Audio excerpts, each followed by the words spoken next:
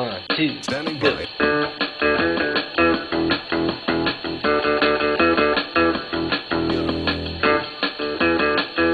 You know it.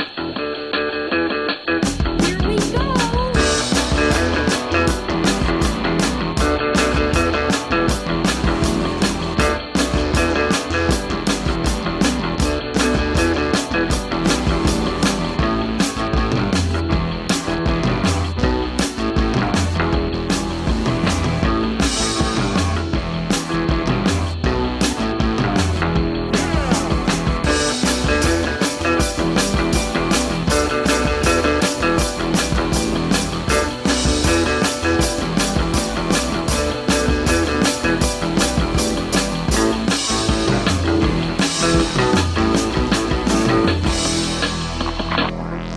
Hey everybody, you're listening to and possibly watching the Comic Book Bears podcast. I'm Bill Zanowitz, I'm Steve Morey. I'm Caleb Alexander McKenzie. and we are your hairy heavy homos that talk about comic books, but you don't have to be a hairy heavy homo to listen in or possibly stream in. I'm calling you from the even bluer state of New Jersey. Even Oh, bluer. What a night. What a wonderful night Tuesday was. And we got the results before like 10:30, you know.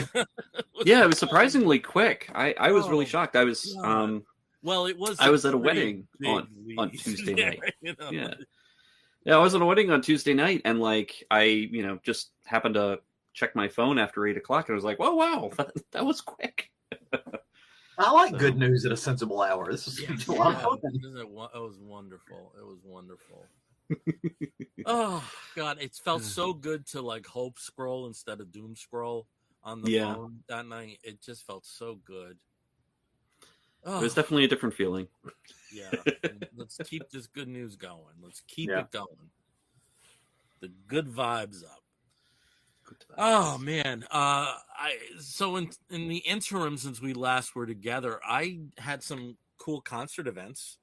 I went to see Andy Bell from Erasure on Halloween. Great venue. I'm so going back to that venue. And then on Saturday, I drove down to Baltimore for my friend Joe's 50th birthday party. And Joe's very connected. He used to be, I believe he was front of house at the 930 Club before he got into politics. And there's a couple of 9/11 documentaries he's interviewed. And yeah, he's now in the, what do you call it? Help me. I need more context. What do you call it? Jesus Christ. You can't said think of politics I related can't to think politics. of the word. People that get paid to influence people on Influencers? DC. No, in DC. Lobbyists. Jesus Christ. Back in St. Olaf. Oh, man. Couldn't I think of that word? So anyway, he had a house party. There was a concert, and Luna played, and it was just a great night. It was just a really great night. So I'm back from that. So I hope I know, awesome. Steve, you mentioned you went to a kind of cool wedding, and Caleb, it looked like you had some like family get together or something that looked cool. So Yeah. It was a quiet Halloween. Because I know we had Halloween over the intervening time. You had a party. I basically finished my 31 days of horror movies without missing one day, which was wonderful. And then slept a lot afterwards. But yeah, that was my excitement. And then of course the wedding that we had this past Tuesday was Viking themed, and so we actually did have to dress up. And now I have something I can wear at Renfest, which is nice. If I go to the Renaissance Fair, I can I can garb it up. But it was a lot of fun. There's actually a castle like 20 minutes away from here. I had no idea. Mm-hmm. So That's cool. Yeah. I've never been to a Ren Fair. I haven't either. You should try actually, it. and I want to. Like, that's actually something I think I would enjoy. Like, weirdly, I've got a friend who does like all the Scottish Highland games, and I could very much get into that. Like, it's like, I think that's a lot of fun. So Halloween night, I actually went to so my husband my husband was out of town all weekend. He went down to South Arkansas. He has a 91-year-old grandmother that whenever he gets the opportunity to, he goes and just stays with her for the weekend and hangs out and, just takes care of her. And so I, applaud him for that. He's a good grandson. Because we have dogs, I don't get to go on those trips. So I stay home with the pups. But on Halloween night, I joined a bunch of friends. I have this really cool little group of local people who are, they're law school friends, but we're all kind of like the queer punk rock, just weirdo law students that, just we're all doing different things. And so we're all pretty tight knit. And so we had a Halloween party in costumes. So I went to that, and it was just somebody's apartment, and we did karaoke with the entire building was there. So this apartment, basically it's like 4 different large apartments in one. Everybody was there. We could be as loud as we wanted to. So food, karaoke, drinks, a lot of fun. They were talking about it, and I was like, oh yeah, I'm coming. I don't have a costume. Not. And my friend Audrey was like, Caleb, just wear leather. You're fine. So I did. So I just wore my leather. I had have a leather gladiator get up that I wore, and that was my Halloween costume. And then, spent the weekend just doing weekend stuff. So. You like the gladiator movies, Johnny? Go ahead. No, I was just mentioning the Andy Bell concert was on Halloween, and I was surprised like no one was dressed up there. Yeah, really. But there was an even gayer event next door with Sasha Velour. And I did see people, Halloweened up for that. At least I hope it was Halloween costume. Well, I mean, to be fair, Sasha Velour performance, you will have a lot of people who just normally dress like that will go. Yeah. Because she is fantastic. So it's like going to a Gaga show. Like it doesn't have to be Halloween. There's going to be people in Halloween costumes. Oh yeah. Or just costumes. Yeah. Excited to be there and show off creativity. Yeah, it's been like I was surprised with the lead up to Halloween this year. I was expecting it to be like really pretty wild, but thankfully it was nice and quiet for me. So it went by quick. It did go by very quick. Halloween just went by really quick, and I was hiding from. I'm an exception. I know people will say like, "Oh, we never get kids." Like I get tons of kids. I get tons of them. They're incessant. And I left for the concert like about 4:30 or so. Mm-hmm. I wanted to get dinner in the area and make sure I had parking and all that shit. And at least 4 kids rang the doorbell before then. Before I left. Wow, that's early. Yeah. Who's afternoon trick or treating? Little kids. Go getters. Oh, kids. Yeah, like the little 5 and 6 year olds. Oh, okay, gotcha. I gotcha. Yeah. We there was one year I did a count and we had 74 kids. Oh, that's awesome. Yeah. Yeah. We never get anything because we're really far back from the road, which is fine. So I just turn off the lights and watch horror movies and sort of like keep an eye out for flashlights coming down, but. We're pretty. We live up on a hill. No one comes and rings the doorbell or knocks. Like and only the Jehovah's Witnesses. We're like 25. You're 25 feet from the road, so it's not a far. It's just on a hill, and everybody's like, "Yeah, no, we're good." There's they don't have decorations up. We're good. That's a trek. Yeah. I keep saying like every year I say the same thing. Like I'm gonna actually plan, get candy, and just like get a costume, and then go sit at the edge of my driveway on the street. Yeah.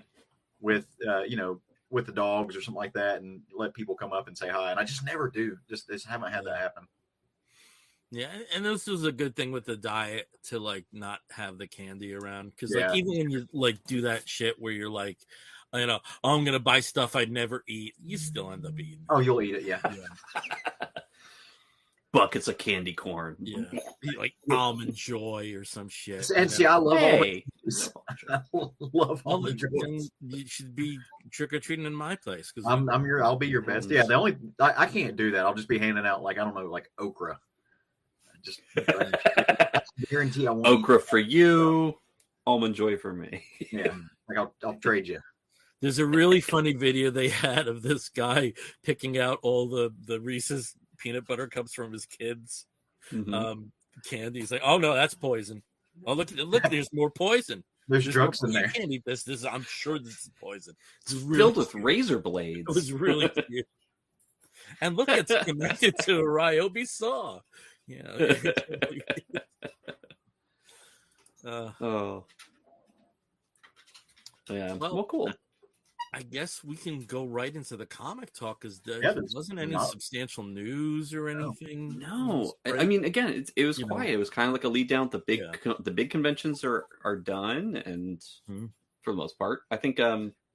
Baltimore happened. You know, like that usually signals the end of the season. It is kind of it's the I mean, there's some smaller cons, but in terms of the ones that'll have like A-list creators and all that, like Baltimore tends to be the last one, at least in this current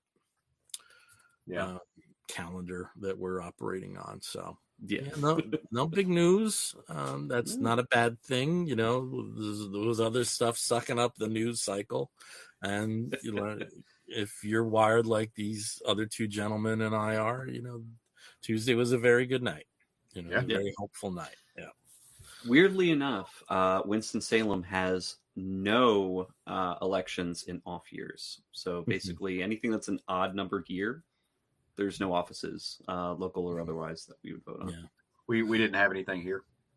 Yeah. And I know, Steve, you've been a poll worker many times. My friend Beth said that it was really enjoyable being a poll worker on Tuesday.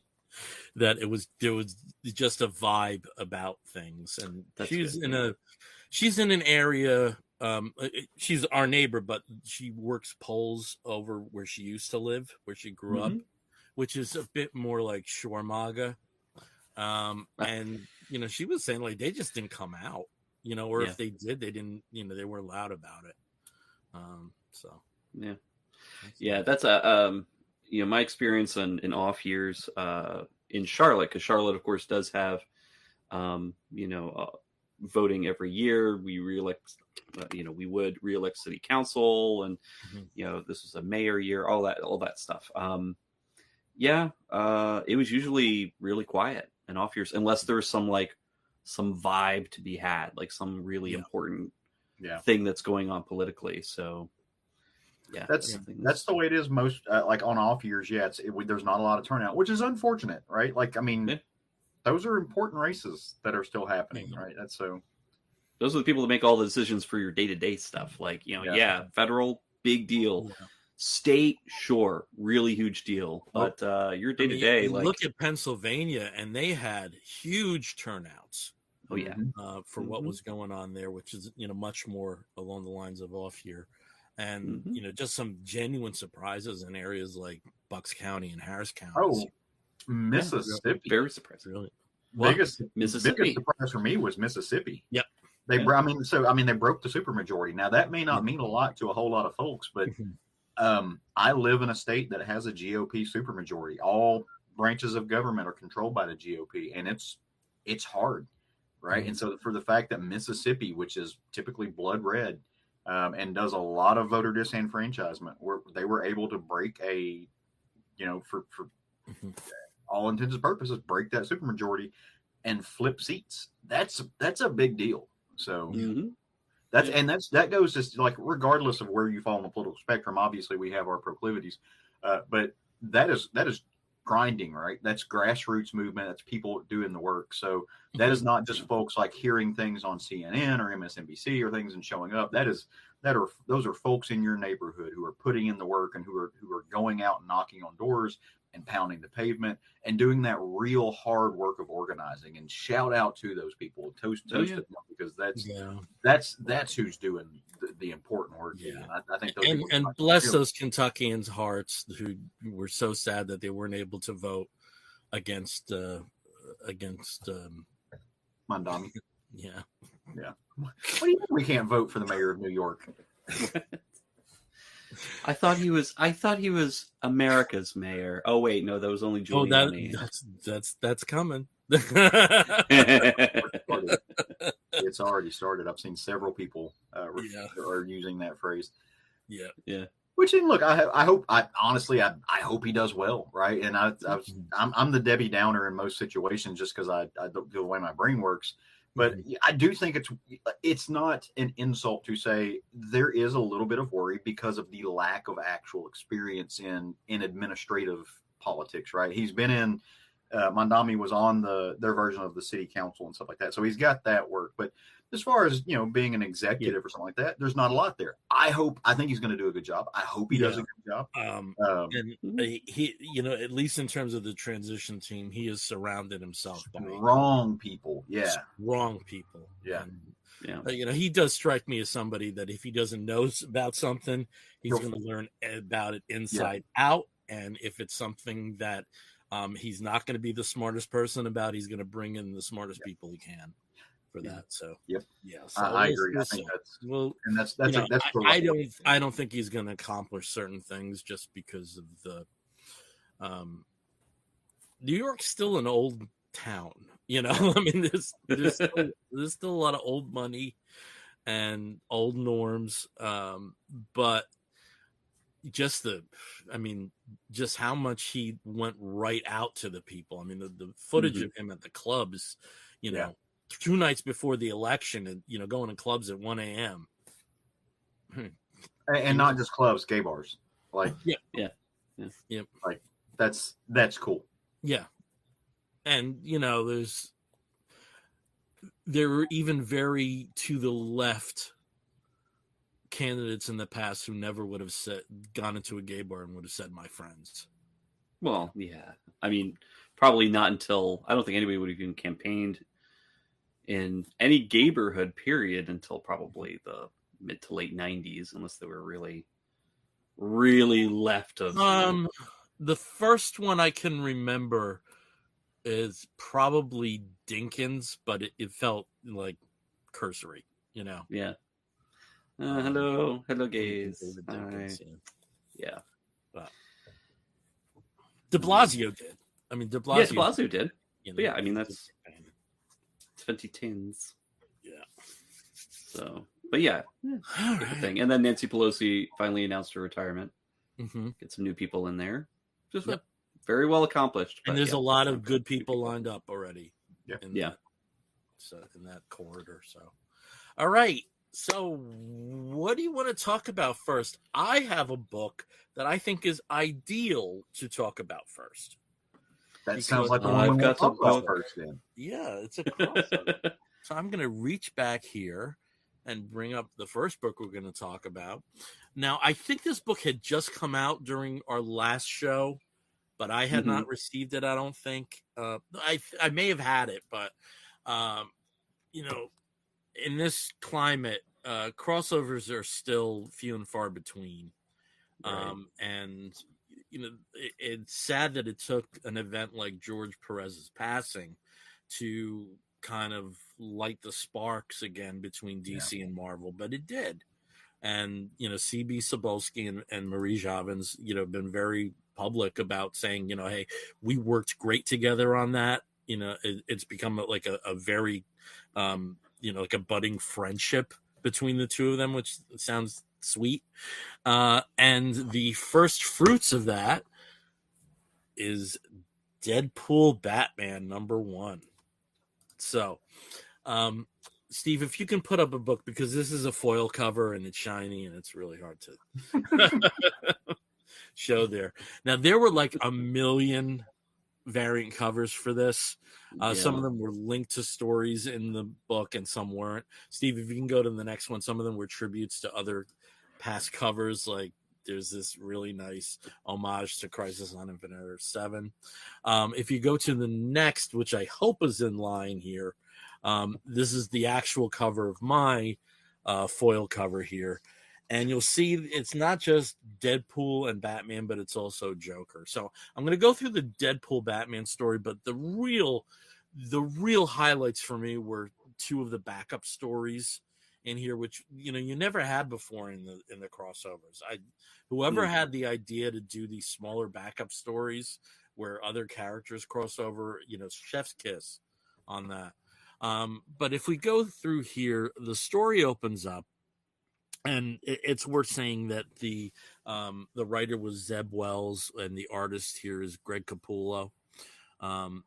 And we basically have a reenactment of the first few panels from Detective Number 27, where it is, Batman, Bruce Wayne thinking about, things he, at this point, he's actually kind of established as Batman. But, if you remember the classic origin story, it was the bat flying through the window, crashing through the window, that set him off on his journey as Batman. We don't have that here. What do we have? We have Deadpool. Okay. If Deadpool crashes over. And Deadpool has been hired to... It's unclear at first. So he initially comes into Wayne Manor, kind of with some very funny lines, kind of roast Bruce for being a billionaire. But he needs to track down Batman. And where do you go? You follow the bat signal, and the bat signal takes him to Commissioner Gordon, and these two meet for the first time. And there's some very funny dialogue as their conversation is, progressing forward. Another entity steps into the mix, and it's Batman. So I'm not going to go through the minutia of the detail, but well, there you go, Joker there, Brady. So initially there was a worry that in one of the caves in the Gotham City area that the Joker was stockpiling, his gas, and it was going to go through. It's a very simple mechanism, but it also turns out that Deadpool was actually in the employ of Joker. But Batman knew this. He's smart, he's able to do that. And he made the calculated guess that he's going to get Deadpool on his side. So Joker, when he sees that this shit is going down, at this point, Batman's already been captured. You can see like the bat in the pole there. Steve, if you go to the next image here, Joker injects Deadpool with, his venom, the Joker gas in an injection form. But the thing is, Wade has healing abilities, so it makes him even more annoying and more talkative. And this is something the Joker was not expecting. So very comic booky, I would say by the numbers story. They leave it so that Deadpool is still in Gotham at the end of the story, which is going to lead into Batman Deadpool #1. But as I mentioned before, the thing that really stood out to me were the backup stories. Now, the first one, this was an absolute gem.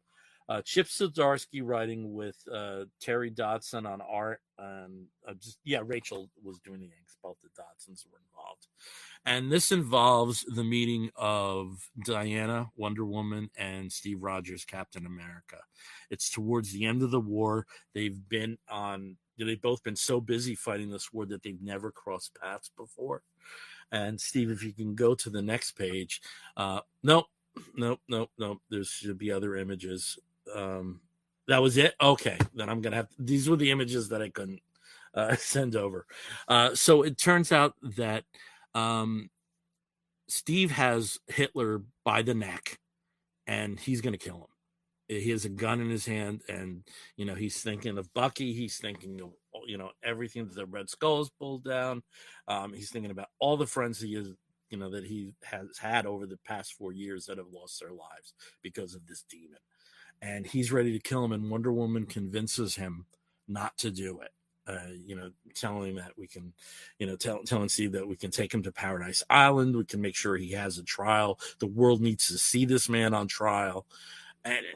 And it was Diana dialogue to a T. And as far as I know, apart from that Justice League miniseries, Chip's never written Diana before. And it was perfect dialogue. Absolutely. That's cool. Perfect. So this also begins a friendship between Steve and Diana that goes on for many years. And years later, when she's ready to slice Maxwell Lord's neck and break his neck when whatever the equivalent of Infinite Crisis was, in terms of this melded world where, the DC and the Marvel characters both co-inhabit. Some really nice flashback moments involved with that as well. When Steve came out of the ice, it was Diana and Superman and Iron Man and Batman were all there to greet him. Is really sweet moments like that. So anyway, Steve is the one that convinces her, hey, this was 40 years ago. You told me not to do this. I'm telling you right now, you can't do this. You can't go this route. And we see some other events that transpire and how they reacted. Both of them were on the same side in terms of Civil War. Which was a nice moment there with the histories of those two characters. Sadly, we do see the end of their relationship, but it's steeped in justice, and it's a really effective 8-page story. It was really nice. And then for something that was really cute, if you go to the next one, Steve, and let me just make sure I got the team right on this one. This is written by Kelly Thompson with art by Gyuhiru. And this is a crossover story involving Crypto and Jeff the Landshark. And it's a very simple story. Crypto is up at the Fortress of Solitude in the Arctic. He's playing by himself. And he's playing volleyball effectively by himself. And he's, hitting the ball. And it turns out it does get returned at one point, and it's from Jeff. And Steve, if you can just go to the next few images here. There's another one here where the dialogues are all like woofs and borks and murs. This one line of dialogue from Supergirl, but it's just the two of them playing a game and becoming friends, and it's just so sweet for that is adorable. Yeah. There also was a backup written by Kevin Smith with two characters. He's very well known for having an association with the past Daredevil and Green Arrow that was drawn by Adam Kubert. It did felt like the writing on that was a little rushed, like make a deadline and it fits, but still there were some really nice moments in that. And there's 3 other very short backup stories, but I know people are kind of suspect about crossovers. There's only really been one where there's been a canonical factor to it in terms of what Busick has done with some of the crossovers with the DC versus Marvel crossover. There were things that followed that in his work and Trinity and some other stuff, but this was it was fun. It was a lot of fun, but for the backups, I mean, chef's kiss on this. And I'm not sure if they've announced what the backups are in Batman Deadpool #1, which is coming out this month. But if they're anywhere near as strong as those 2 that I've mentioned, get this on the first day. So _1, I will spend money to look at Terry and Rachel Dodson draw Diana. Those images were just stunning. Those are that is almost like the perfect artist for that character. Yeah. I was sitting here thinking as you were talking about this, I did not pre-order any of these, and I should have. But I wonder, because I read most of my DC on the app, on DC's app. So I wonder, because this is a crossover, if they are going to be on DC's app or Marvel's app, or if they're splitting them. I wonder how that's working. Yeah, I'm not sure how that is going to play out, because this issue was actually published by Marvel, and then the next one is from DC, and that's that's been the detente for many years in the past. But I hope they are. I hope they are on both. I definitely think Batman Deadpool will be on that platform. I hope both. Yeah. Yeah. Now that I'm thinking about it, I don't think I've seen any other crossovers from antiquity. I haven't, no, but I haven't really looked for them either. Yeah. So... Did you say crossovers from antiquity? Yeah. The ancient times, the long ago. The first crossover at this point was, 51 years ago. We need to make that a segment. That needs to be its own thing. Like welcome to the crossovers from antiquity. Once a year, we get together. Just for this is a new thing. We're going to make this happen, right? We get together. We all wear smoking jackets. There's a fire in the background. We have a pipe, and we talk about crossovers from antiquity. Yeah, right. And they have to be at least 30. Those momentary flashes when it would not be a Spider-Man team up, but a Human Torch team up. Yeah, okay. But not any Human Torch. Toro. Yes, Toro. No, Toro was never involved. Stupid. Okay. Don't be hating on Toro. That guy. I love Toro. Poor Toro. I fucked up his biography the last time. Oh my god! I totally forgot about a major story. So is Toro like the Donna Troy of the Marvel Universe? Or... No, that's Bucky. Yeah. Oh, Bucky. I guess Bucky would be. Toro's maybe like Impulse. I don't know. Like yeah. Toro would be like, I'm just trying to think of like not Speedy Manhunter.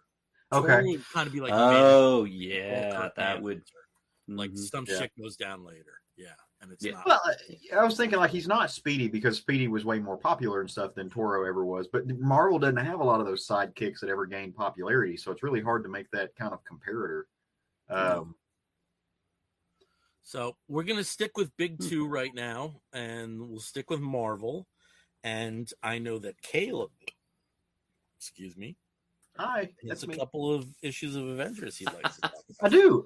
I got caught up on the most recent run of the Avengers. Actually, I read 28, 29, and 30 because that's what I've got here. But apologies.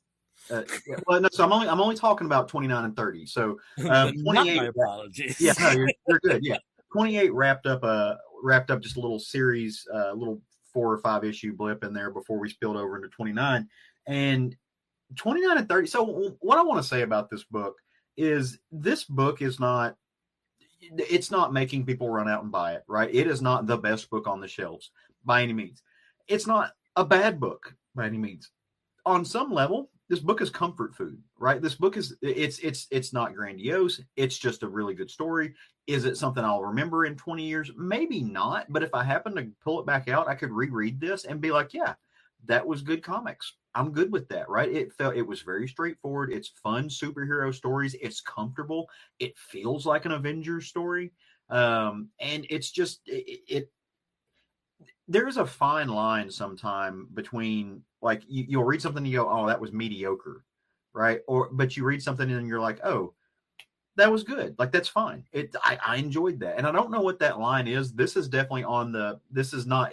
I wouldn't call this mediocre, right? Even though it kind of is, but it's just kind of good fun comics. So 29, where this starts off is all throughout this series, which has been, all spearheaded and written by Jed MacKay, but these 2 issues in particular are drawn by Farid Karami with Federico Blee doing the colors. Really, really excellent work. But what I like about this is throughout this entire series, Jed MacKay has been looping in and playing with these different just big themes and moments throughout Avengers history. And it all feels big, but in that way that, Avengers, like, I don't know, 322 felt big, right? So it's just kind of a standout thing. But what we really see start off in 29 is MacKay is kind of pulling all the threads together. All of this, they've been dealing with Kang the Conqueror for a long time. They've been dealing with all of these external threats that are coming in. We saw the Ashton Combine get created in some of the last, burst of this. And it all culminates now to where MacKay he was like, hey, we figured out what's happened. We figured out why we're having this. And it's really because there's this villain named Meridian. I don't really know how you pronounce his name. Myrdin. Murden. He be murdering people. And so he's kind of spearheading what's happening here. All of the big bad, and they're after him, and they're trying to figure out what he's trying to do, what his machinations are. And of course, it's to end the world or do something major, but they really can't figure out why. and he's looking after something. We find out that he's looking for something called the Grail. And throughout this, entire 30 issues, they've been trying to figure out what he's doing and what he's after. All of a sudden, Vision, who is, he's part of this main team, he's running algorithms, doing programs in his head, and it clicks for him. And he's like, I know what he's looking for. We've got to go talk to Reed Richards. And so the Avengers team, who, by the way, this team is Captain Marvel, Captain America, Scarlet Witch, the Vision, Storm is on this team from the X-Men, Iron Man, and then Black Panther. And so Vision's like, yeah, we got to go figure this out. And the way we do that is talking to Reed Richards. And so they go to Reed, and Vision is just talking to him. He's like, I've figured out, like, we've seen at least 2 major threats come after the world, right? We've seen almost apocalyptic events, and we've had to stop them, and they're all tied in together. And how they are tied in together and why they're tied in together through this Murden guy is something you did, Reed. And Reed's like, what are you talking about? Well, there's a piece of the universe that's missing. It's not there. It can't be found. And Vision's like, I know what happened. This actually happened. None of us could remember this, but it happened because of what you did in Secret Wars. And he's just like, what? He was like, what? You're not supposed to know about that. And he was like, yeah, there were these incursion events, and I know what happened during the Secret Wars, and I know that you put those worlds back together. But Reed, you are always after something, right? You've always got to have a problem to solve, a thing to work towards. You can't. You would be miserable with perfection. So you left a chink in the armor, so to speak, right? You left a hole in the universe, and that's what this is. It is a problem that can't be solved. But if Murden is able to tap into it, if he's able to figure this out, then he's going to break the world and break reality as we know it. And basically you'll have another incursion event, right? It's going to, it's almost to, as a DC comparator, it's going to like open up a hole into the source wall and allow dimensions to just suck into each other. And they can't allow that. They've got to stop it. And so they're trying to figure out how. And of course, all of this is back-ended by regular superhero problems where Murden has created this team of analogs, so to speak, for the Avengers, these Twilight Court, similar to the Ashen Combine that we just saw, which is also similar to Thanos's little horde of people, very, very much playing with similar ideas, kind of rinse and repeat in that regard. But all of these bad guys are set up to fight the Avengers because they're analogs. And so what they end up having to do to go find the Grail to keep it out of Murden's hands is they realize that they're going to have to go through it, right? They're going to have to find a way to go through the holes in reality and through dimensions and get to the place where Reed has left an opening, right? Reed left an incomplete moment in reality to do that. I mean, big, very high-end stuff, but McKay is not... This is going to sound kind of like an insult, and I don't necessarily mean it to be. McKay is not Hickman. McKay knows he's not Hickman. And so he's taking this kind of high-level stuff, but he's telling it in a way that he can control it, and it feels natural, it feels good. And so they do that. And to embark on that adventure, how they have to end up doing that is... Well, number one, they call, sorry, bad radio. Number one, they call in some help. They're like, all right, we've got to go on an adventure. We're going to be off planet, off dimension, off reality for a little bit. We need somebody to do our job. Well, who else do we call? Well, they call the X-Men. So the X-Men roll in issue 30, and they're having this conversation, and Storm's part of the team. So there's this kind of connection there. And they explain to him what's going on, right? They've got to go stop this, again, extinction level event that's going to destroy everything. They want to know if the X-Men mind staying out on the Impossible City, which is this floating city that the living city that they've taken up on instead of Avengers Mansion and stuff like that. And the X-Men are like, yeah, we're good with that. We're the X-Men. We can handle anything. You guys go and go figure this out. And they do. Well, number one, before they get to that point, though, they also have to realize that Murden is a player in a game. And remember, we're looping in these big events, kind of like Secret Wars. And so what we also find out behind the scenes is that Murden is doing this because he's made a wager. Well, who would he make a wager with? But with the Game Master that we saw from Avengers No Road Home, a while back. A really, really good event. And so he's created this wager and found a way to beat the game master and take him off the board. So McKay's playing with all these major events that we've seen. So issue 30, he's got the X-Men babysitting, home sitting for him, watching everything. And they go into this vortex, this nether reality that is going to get them to the place that is not supposed to exist. And it is the places that we saw in Secret Wars, right? You can see on the cover, if Steve, if you don't mind to flip back to the cover of issue 30, it says Return of the Marvel Zombies. Well, if you remember Secret Wars, there was a whole little place that was nothing but the Marvel Zombies, and they had to survive. I don't mean Secret Wars 2, right? So the more recent of the Secret Wars, where all the Marvel Zombies existed. People had to survive there. And so all of these Avengers, our main Avengers teams, they are stuck fighting Marvel Zombies and trying to get through this to break through. At the end of it, towards the end, they reach their goal. They find what they're looking for, except they get there about 2 minutes too late, right? They get there just to realize that Murden is there. And of course, he does his whole villain speech. And, you know, they're like all of this, you got to remember, started off with Kang and Murden killing Kang and to a degree and then getting him in. But Murden is wearing a mask. Murden is kind of like Scarlet Cobra Commander to a degree. That's kind of the way he's drawn and looks like. And at the end of this issue, they reveal who Murden actually is. And I'm not going to spoil that for you because it is kind of a big deal, but it's got deep roots in Marvel history. So it's an interesting loop back around of really cool conceptualization, really reminding you this is a connected universe. You know, we always say, oh, these events end up not mattering at all until you get some good fun writers who are like, no, I can use this stuff and put it in my sandbox and play with it. Things like Secret Wars 2, things like Avengers No Road Home. We see a couple other nods to these other big events. And he's playing with them, bringing them in, and it's on issue 30. So it's had a good run. I don't know how long he's going to end up going, but this is fun. This is the costuming is great. Karami is an excellent artist. I absolutely love some of those images that he drew. He's got a fantastic line. It's a little bit modern house style, right? Like you can tell he's that Karami has looked at some of the better art that we've seen for Marvel for the past few years. It's kind of emulating that, but he's got his own flair to it.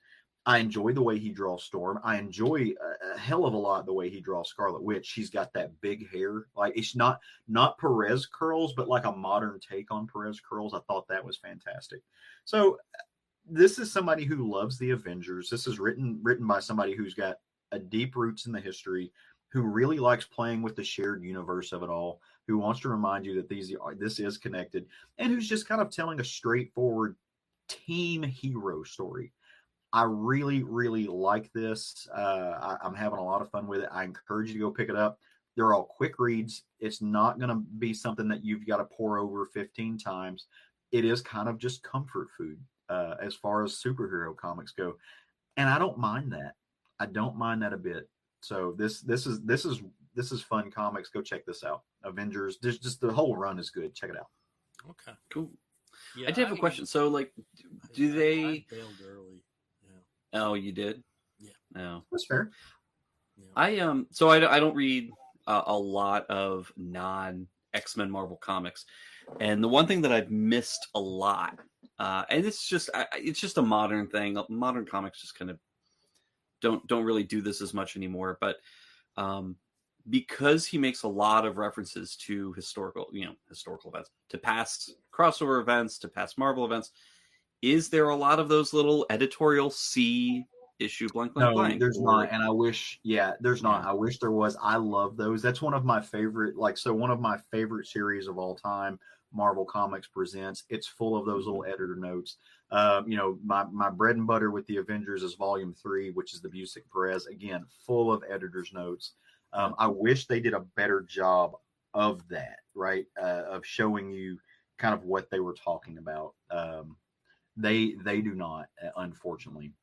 Yeah. There's a little bit of it, but not a whole lot. I think that the last time I've seen it recently was Chris Claremont in his Wolverine Kitty Pryde series. Mm-hmm. He did do a bunch of those little editorial notes, but it was him, not the editor. It was essentially, he added some, little asterisks like, see, essentially stuff I wrote in 1987. See, you know, something I wrote in like 1989, like just those issues. There's one or which two, is nice. Yeah, there are, and especially when they're going back for a long time. There's one or two in this as I was kind of flipping through, but it's more like see Avengers 7 from this run, right? So it's more recent. I got caught up on, which I don't know if anybody's talking about this, so I won't spoil it, but I got caught up on Birds of Prey this morning at the gym on the bike because I read comics while I ride the bike, and they do the same thing. There's actually a lot of editorial notes in that, but they're all from like, hey, see Birds of Prey number 7, like remind you what part of this series.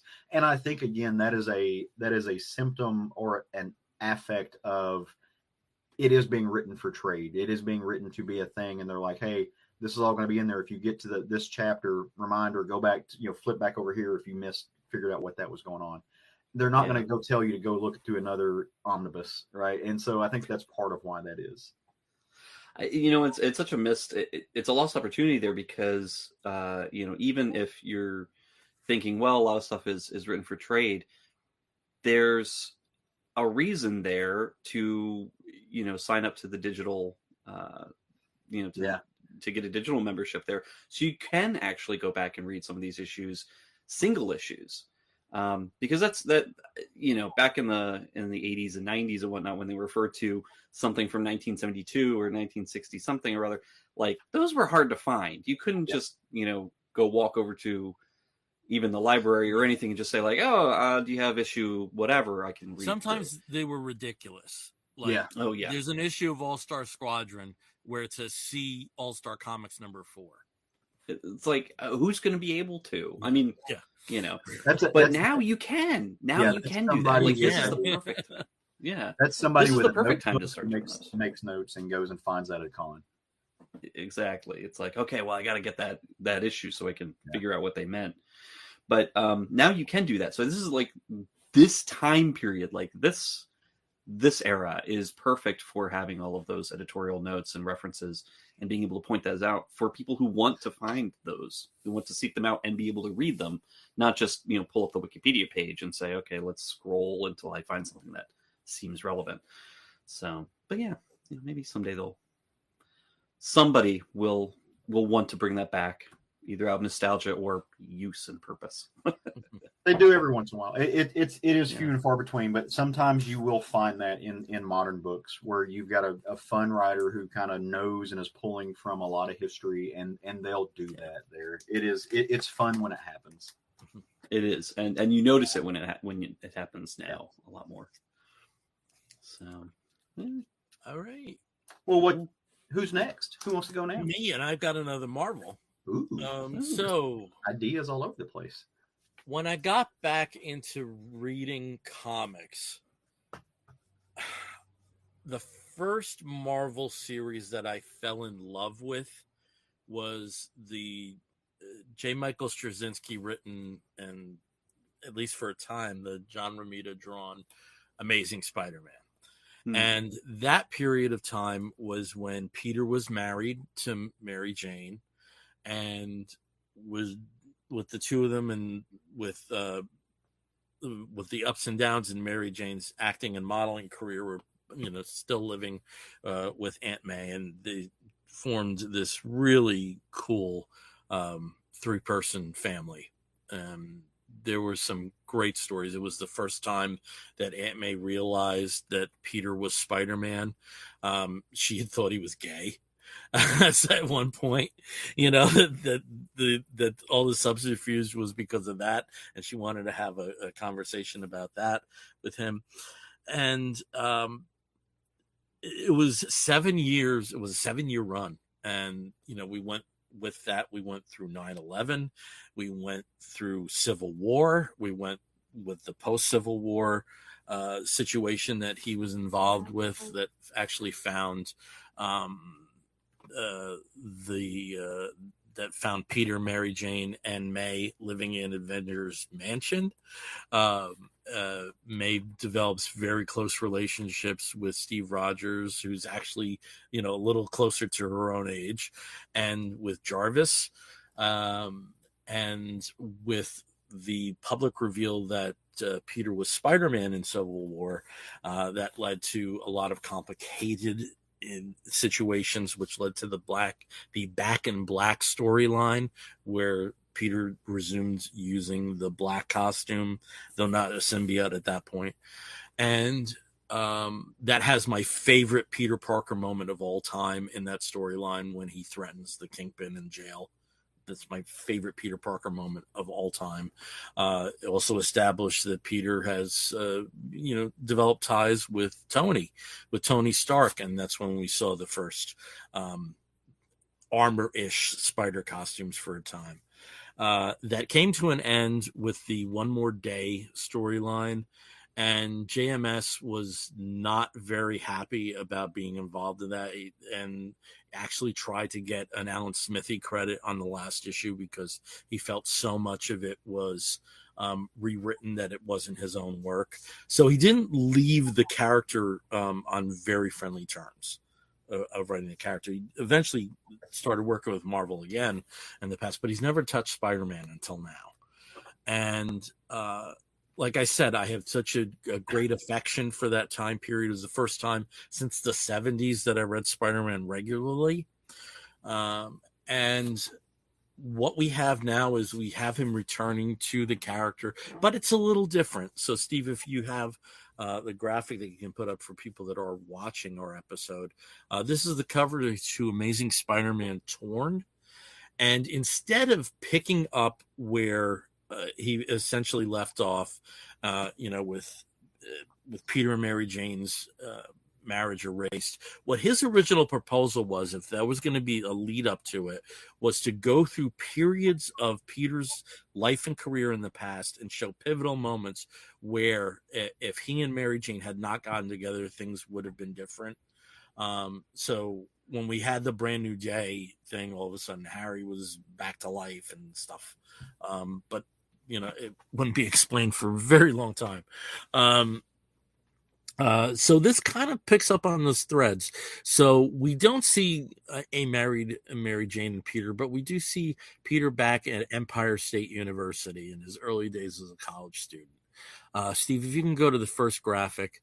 The artist on this is Pere Perez, and the action scenes are great. He starts off the issue battling Sandman. There's a lot of great Peter wit here, saying you're the only villain I know that punches a building. What's up with that?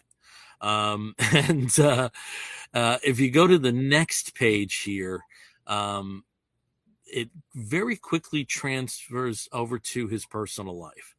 And he has not dated Gwen at this point in time. She's a friend. She's actually gone on a few dates with Harry, and Gwen invites Peter and MJ to a beach weekend. And as they call it, the beach thing, and they keep calling it the thing throughout the story. This is where I thought that Perez's art went a little bit south. Some of the facial expressions when it is the civilian identities are a little goofy. That's my only criticism. So while they're at Empire State, there's a mysterious woman named Evangeline. And she wants to go into, here we go with antiquity again, into the antique book section. And as that's going on, there's, again, Peter does not have a simple life. There's a situation over in New Jersey that there's terrorists taking over a bank. He can't swing to New Jersey, so he has to get on the PATH train. So as Spider-Man, and he picked up a hot dog on the way. So there's a bunch of people just looking at him while he's sitting in a PATH train car eating a hot dog so he can get over to where this is. They didn't reveal how he came back, but I'm sure it was just as comical as that. And then there's some really lovely moments on the beach of four friends that are talking about their future, and just some absolutely heartbreaking dialogue from Gwen saying that she wants to live till at least 80 years old, and she wants to have had her life amount to something and to be known for having done something special. And with if you know her character's history, you know that just isn't in the cards for her. Some really nice dialogue here, but to go back to Empire State University, this woman Evangeline had actually killed 2 people to get possession of a book. And fair. I don't know if the book is the Darkhold. They don't really get into it. It doesn't look like it, but it's certainly in that wheelhouse, because when she accidentally opens the book, she turns into a demon. And that's where we leave at the end of the first story, of the first issue.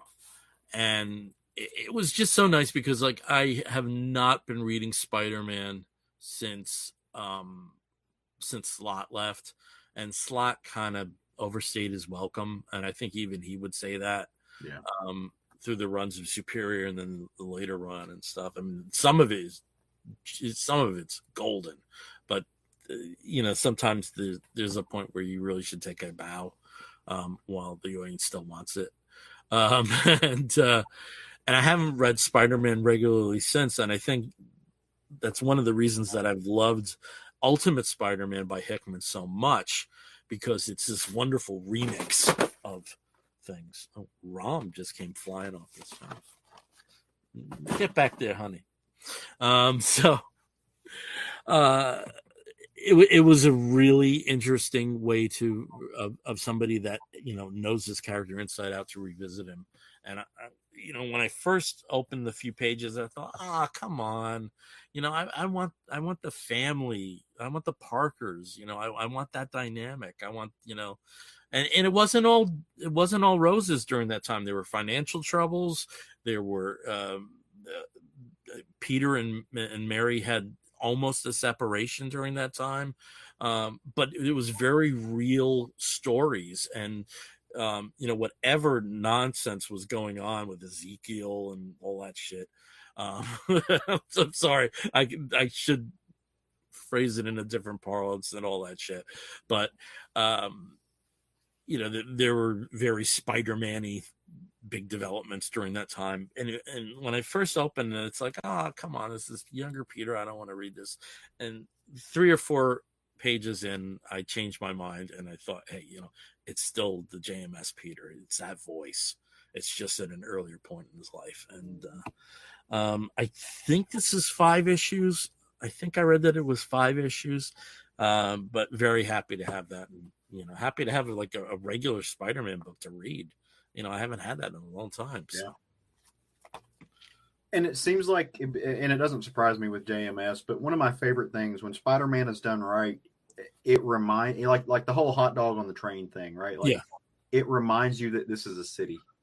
Like, this is not. And that's what that's what I love about Spider-Man. Again, the best Spider-Man stories. Yes, Spider-Man has super strength and is not a quote unquote street level hero, but he's a street level hero, right? He gets down and reminds you that he's on the streets in the middle of this city, riding the train, just knowing where the good shawarma is, reminds you that this is deep in the heart of a metropolis. And I think in the city is a character, and I think that's needed in that story. Yeah. Right. I mean, Marvel Team Up was the perfect vehicle for Spider-Man, because like you said, I think a good way of putting it is Peter's street level, but Spider-Man isn't. And, of somebody that having that foot where, hey, he can hang out with Moon Knight and do some gritty shit. And then, in the next issue, it's with Red Sonja or some shit. It literally was. And, I was nostalgic for for a period of this character that I really adored. And I do think that writing is up with the best of Jeff Johns from that period as well. This is some really good conventional superhero storytelling. But I think, very quickly I was won over of, not rehashing something and just taking it from an earlier point in time and, still, that voice again. Yeah. So good. That's good. Kind of a cool concept that we get from, having 80 years of a lot of these characters. For a lot of you can be nostalgic for an era of a character. We should do something like that one day. Just talk about the, like in this case, it's this era of, it's not Spider-Man in general, but it's this era of Spider-Man that you're nostalgic for. And what other, periods of, I think a lot of that is like, with me personally, like, I was out on my own for really the first time during that period, even though I lived in apartments, my dad was still like 10 minutes away, and this would have coincided with the first time that I lived in New York City, and just a bunch of things like that. Yeah.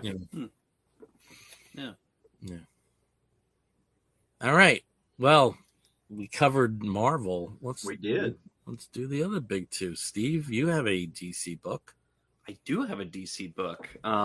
So, and it's not an absolute one, because I've been covering a lot of those absolute books, and they're still good. Like, don't get me wrong. Like, I'm still excited to read those, especially now that Absolute Manhunter is coming back for a new, a new story arc, starting with an issue 7. I think that comes out in January, if I'm not mistaken. It's a top 10 book that makes a lot of sense. Yeah. Well, yeah. I mean, originally it was only going to be a 6-issue mini, but because it was so popular, they made it a maxi. So we'll see if it goes beyond that. But I'm excited to read all of the Absolute books. I think the only one that's kind of like at the bottom of the pile is Absolute Flash. And it's not because it's a bad book. It's just, everything else is that much more exciting for me. But sometimes I got to go back to like just the regular DC and see what's going on. Not in the, all in crazy, especially now with KO going on. There's parts of the DC universe that are a little bit quieter and a little bit more, I'd say a little bit more personal. So they tell some personal stories that aren't world-shattering, cosmic in nature or cross-dimensional or anything. But they're stories about characters who may feel themselves extremely small in their world, but the way that the storytellers handle them is quite exciting and a lot of fun. And I'm referring to the series Gotham Academy. Now, Gotham Academy first came out, I think it was towards the tail end of New 52. And it was a series that was created by Brendan Fletcher and Becky Cloonan and Carl Kerschel. Just a pretty small story that was in Batman's universe, like Batman's, orbit, of a particular girl, Olive Silverlock, who is attending Gotham Academy, which is a private boarding school in Gotham for mostly rich kids. Yeah, and Bruce's alma mater. That's very exactly. Yeah. So Bruce, not just Bruce, but everybody. The Cobblepots were in there. Like anybody who's anybody in Gotham society has been there and has family or relatives that are currently attending. And, very interesting story. Yes, it tied into Batman. Yes, it tied into, some of the major villains, all made appearances or cameos. You had Bookworm, who was actually teaching at the school. You had, the Hunter, I believe, who's the headmaster. But there's a lot of other cameos that would pop up in telling what's essentially a very small insular story about these characters and about these kids. And there were 2 main series. You had the first original series, and then you had Gotham Academy second semester that picked up after the first series, the first volume, and a couple other one-shots. Well, this is a 6-issue miniseries called Gotham Academy First Year. And it goes back in time a little bit and gives us the story of how Olive came to Gotham Academy in the first place. And we had some flashbacks in the first 2 books, in the first 2 series. So we kind of had, bits and pieces, little puzzle pieces of what was going on. She's the daughter of Calamity, who is I would say a Batman villain by circumstance rather than by choice. Essentially, Calamity has severe mental issues as well as having powers that are really hard to control. Powers of fire, almost in that she kind of gives in to a demon self. So I believe she does suffer from, bipolar or schizophrenia. And Olive had to grow up with that. Olive was, she was trying to be, like in many situations where you have a child who's having to grow up really fast to take care of the parent because the parent unfortunately can't take care of herself. And in this case also happens to be a supervillain. She had a lot of resentment for Batman that we had in the first couple of books. And we were kind of wondering where that comes from. Not just, I guess her mom's a supervillain, so she just learns to hate Batman because, Batman's the bad guy. In this issue, we do get to see in more detail what happened in that fateful night where she actually was taken by Batman away from her mother. And Calamity herself was then captured and taken to Arkham Asylum. And in it, we see Bruce Wayne taking her over to, there we go, if I can find a picture of it. Unfortunately, I don't think I can. But in any case, he takes her to the school as a way to not just have a place for her to stay, but have a place where she can get a future for herself. And in this issue, we actually see her in the first couple of days of school. She's been living at the dorms, and basically has been the only kid, period, who's been there, and she's had it to herself. But she still has so much social anxiety, so much fear of normal people because she really hasn't grown up around that.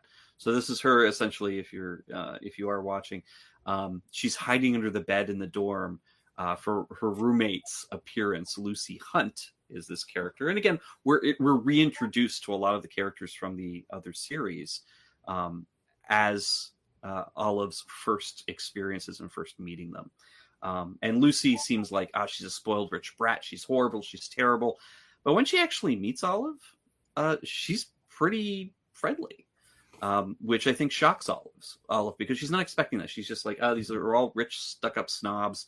But this girl who is like hoping that she was going to be living alone this semester and now has a, poor, unfortunate roommate is actually kind of cool about it. Like, she's actually pretty nice. So I think that was kind of a nice touch. But of course she's overwhelmed more or less by the amount of people that she now has to meet and all sorts of things that are going on in the orientation. So she and Lucy and several of the other new students are all considered juniors. It's their first year. And they are all assigned mentors from the next year girls, the lowers is what they call them.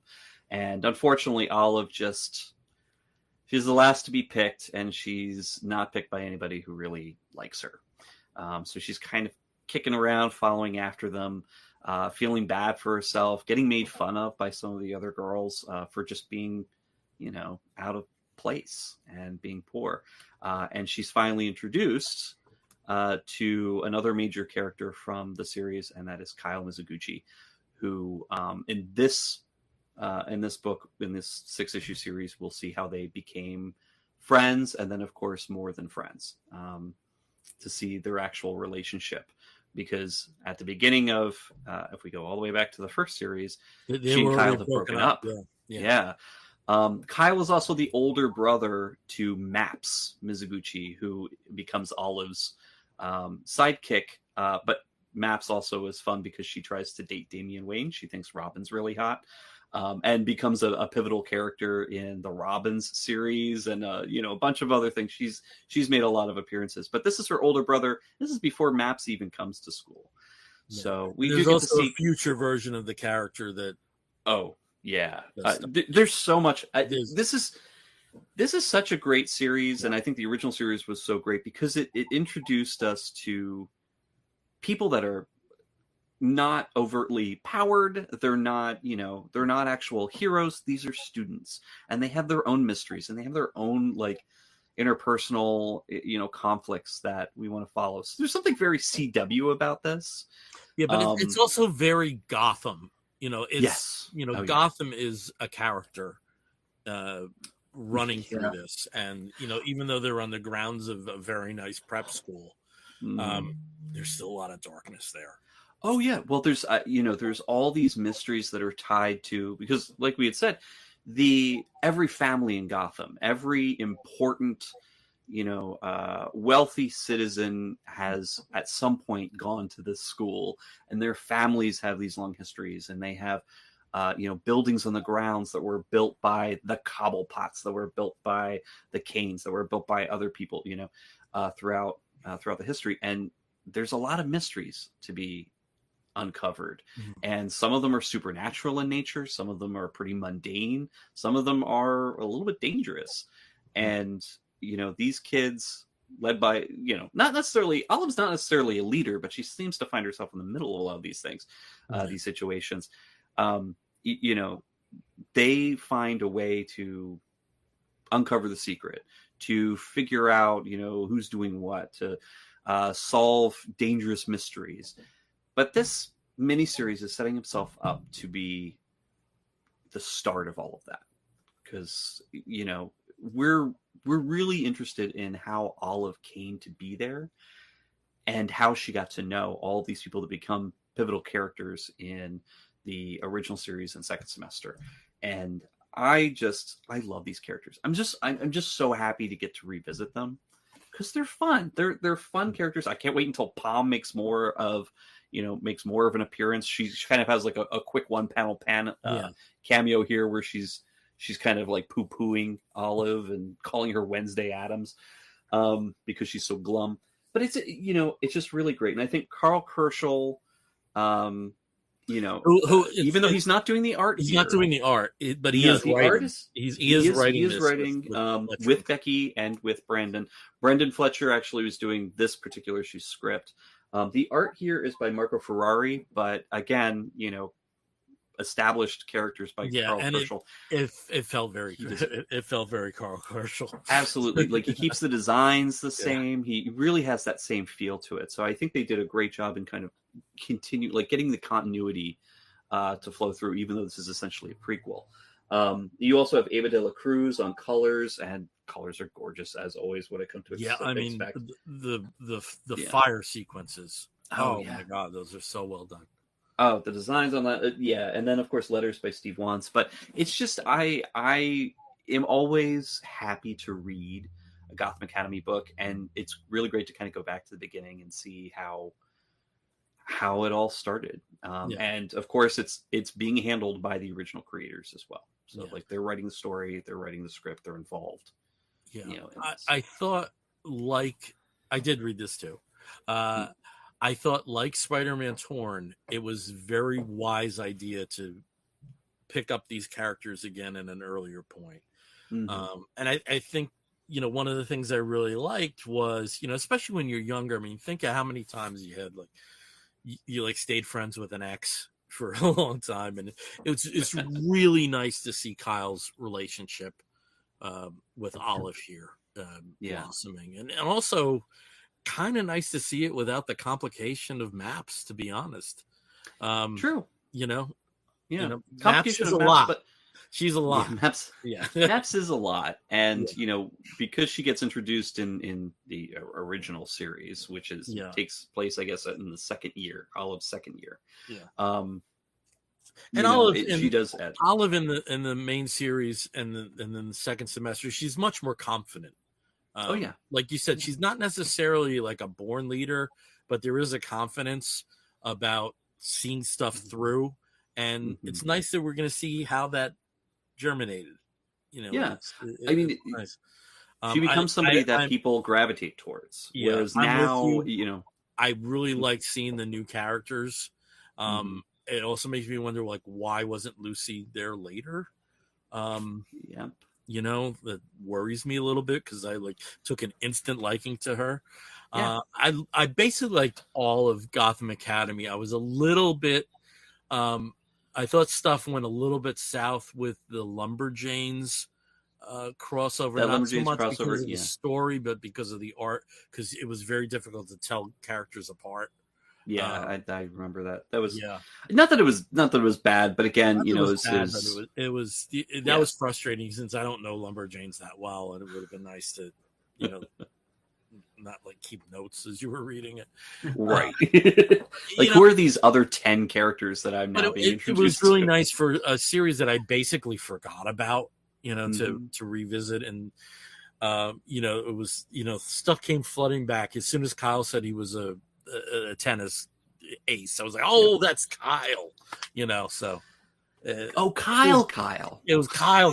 Yeah, so it was nice seeing them again. You know, and also like you said, because it's not Kerschel's art, you know, they're a little different, and and I think that helps when you're doing characters who just, you know, I mean, let's face it, when you're 14 to 15, that's a huge difference.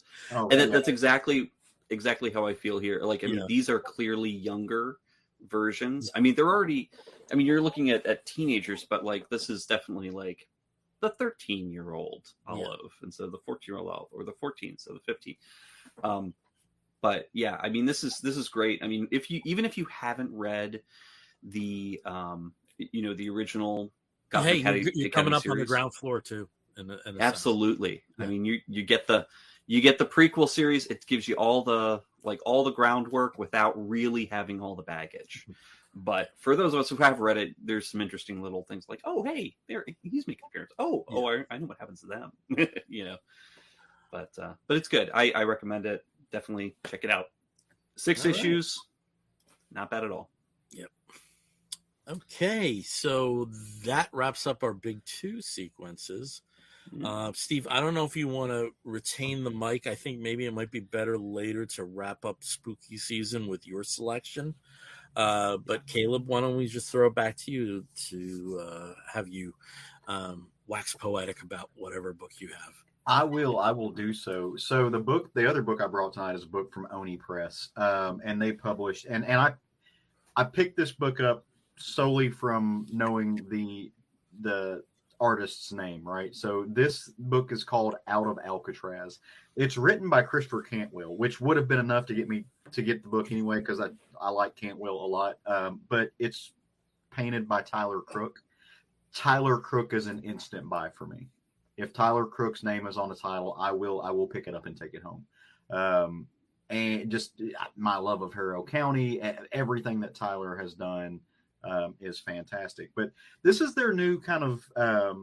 I have the hardcover version of this, but it's a 5-issue crime thriller series that it takes place in either the late 50s or the early 60s. Let me see if it actually has a date on here, because I do not remember reading the date on there. But it takes place where in this era where the Alcatraz prison was just the place, it was the place that we all hear about now, right? It's the place that's inescapable.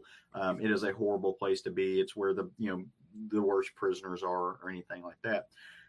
And the title the title makes you think that Alcatraz plays more of a role in the story than what it does, because it really doesn't play a huge role in the story other than to be the setting. But what the story is really about, it is about these guys who escape from Alcatraz, right? The story opens up with Frank Morris and Clarence Anglin, who are coming up on the shore, and they have done the impossible, right? What started off as actually 3 or 4 people who were supposed to get out of the prison island together, they're the only 2 that have made the escape. And now they've made it. Unfortunately, Frank's brother John was supposed to be there with him, and they don't know what happened to John. He capsized in the boat, the makeshift boat that they'd made. Then he just didn't make it. So you have this character who is just distraught because he's lost his brother, but they were in prison together, and now they were supposed to get out, and he's gone. They get to this island, and you start to realize there's a plan here, right? It's because they're being led to a place, and about the time you start to get comfortable with the 2 characters, it shifts and it starts to show you this woman who is, again, very late 50s, mid 60s dress.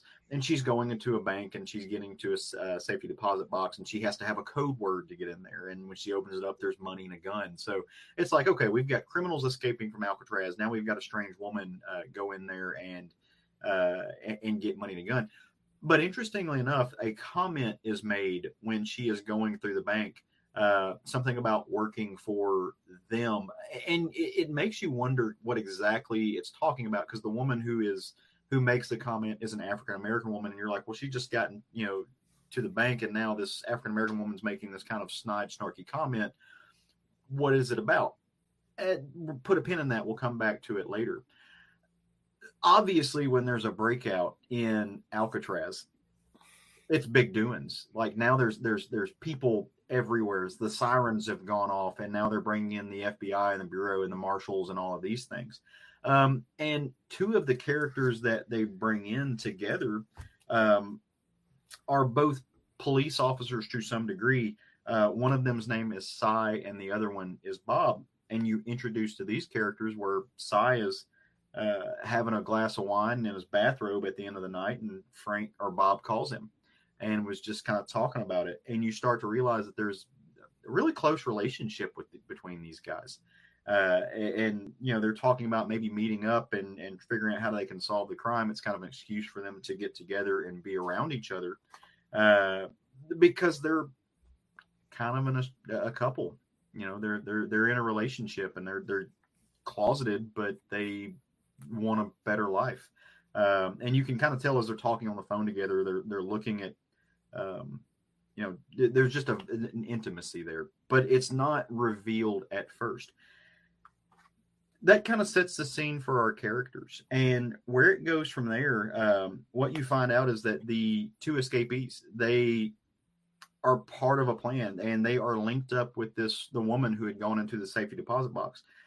And she is working for, essentially, we don't know if it's the mafia, but she is working for an organization that actually operates out of Canada. And for every person that she brings them, she kind of leads them to a different life. And it's people from all walks of life, but they find a way to contact these folks. And for 5 years of essentially indentured servitude in Canada at a farm, you get a brand new life. You get to, whatever you were before is gone. They'll get you the papers that you need to be a new person.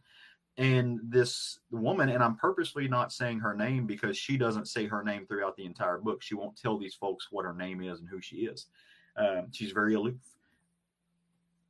But she gets $1,000 a head for every person, every man that she brings and can meet up with the handlers to take these folks to the farm up in northern Canada. That's a lot of money. And so she's got a very deep interest staked in these people and getting them to the drop-off point and where they need to be. And of course, these are not the people that you can trust, right? These are not the people who are good at following orders and good at following plans. They are not the smartest of criminals, so to speak. And so they mess up. One of them goes in, I think it's Frank, goes into town when he's not supposed to, and goes to a bar and buys a bunch of candy and some marbles just because he wants to get out, and gets spotted. The other guy goes and gets him and pulls him back in and takes him back, but he's also getting cabin fever because he's out and free for the first time. So he sneaks out to a bar and has a drink and kind of gets clocked, so to speak, by an old man who kind of comes off as a little bit like Beverly Leslie in Will and Grace, like the big cowboy hat, and is very very, very old gay, pretending, my business partner, Benji. But something happens with them where the guy's like, I know who you are, and I'm going to blackmail you. And he's like, no, you're not. So he kills the dude in an alley. Like, so now we've got bodies dropping. We've got people getting spotted. It's the worst case scenario, you would think. Throw in an extra wrinkle. Our brother, the long lost guy thought drowned, shows back up, very much alive and pissed. He is convinced that his brother, he's convinced that Frank and Clarence have double crossed him and meant to knock him off for some reason, right? To get out, and he doesn't really know why, because there's no secret stash of money anywhere, but he's convinced that they sold him out. This leads to bad doings, because he basically tracks them down after going on his own little killing spree, tracks these people down and kind of hijacks their plans, and is going to, just not let them get away with what they were doing. These are all desperate men to some degree, right? And women, desperate men and women to some degree, who were not, at least we're not led to believe, were not in prison because they were killers. They were not good people, but the scenario and the conditions that they find themselves in turns them into the worst versions of themselves, to where they do hurt people. But it also, in a weird way, it shows them to be very human. It shows them to be willing to learn and to some degree have empathy in there, because at the end of the day, they're all people trying to find freedom, whether or not they are these escaped prisoners or these law enforcement officers who are closeted gay men in a relationship, who are longing and dreaming of a life together in a place that they could never have or don't think could be a reality, or a woman who is, basically a coyote as part of a criminal element, that you come to find out is actually a white passing black woman, which is why the woman at the bank, the African American woman, made the snarky comments about working for them, and basically gave her the "they're not going to ever pick you" speech, because she's a white passing black woman. There's an undertone of civil rights, of the civil rights era in here, but it's not overt. And I thought that was really, really well done. There's not a lot of action in this book. There's some, but not a lot. There's a lot of talking. It's a very quiet book. It's a book about quiet moments. Now, when it pops off hard, and Tyler Crook's art does a really good job of showing that. But in a lot of ways, this is a very, it had all the hallmarks to me of, the pacing and the quietude of, like maybe a drawn and quarterly book, or maybe a Fantagraphics book. It's not like a memoir. It wasn't big and flashy. It's not a superhero book. It is a crime book, but it's a crime book in the sense of, it's these moments of developing character and who these people are, with the context and the backdrop of what they've done and what they are capable of. And I thought that was an interesting dynamic. I know some people, I've actually seen this, people on the interwebs talk about that and say, hey, look, Tyler Crook, you've got this, A-level artist. Why would you not give him more to work with? But I think he's working with a lot. He's just telling a different type of story with a different type of energy. And I think he wanted to tell this story, and he wanted to tell something that was impactful, but in a low impact kind of way. It's just kind of this, this thread all along, but he really makes the important moments shine. The watercolor work he does here is just outstanding. Ultimately, the book, the way it ends, I won't spoil everything, but it doesn't end in the way that you might think it would, or at least it doesn't end in the way that the characters that you start off with, that you think are going to follow through all through the story. These, at the end of the day, they become violent men. And, there's a saying about violent men who meet violent ends. And I think that comes into play here. But at the end of the day, everybody in this book is willing to risk it all. And they are risking it all. And it works out well for some, does not work out well for everyone else. But wonderful hardback collection that you can get, well done, well put up. You can never get tired of looking at Tyler Crook's art. It just is impossible to do. I thoroughly encourage you to go reach out this book. It's a fun crime story, lots of intrigue, and if that's what you're in the mood for, this will treat you really well. Get you a glass of wine, sit down, and pour over this. It's a good time. Sounds good. I mean, when you were saying like it looks like a drawn quarterly, absolutely, and a lot of that does have to do with Tyler Crook. I mean, just his art style anyway, just lends a lot to an indie feel. Like you're getting a pretty special book when you're picking that up and see that kind of art. But this, I mean, the storyline is very,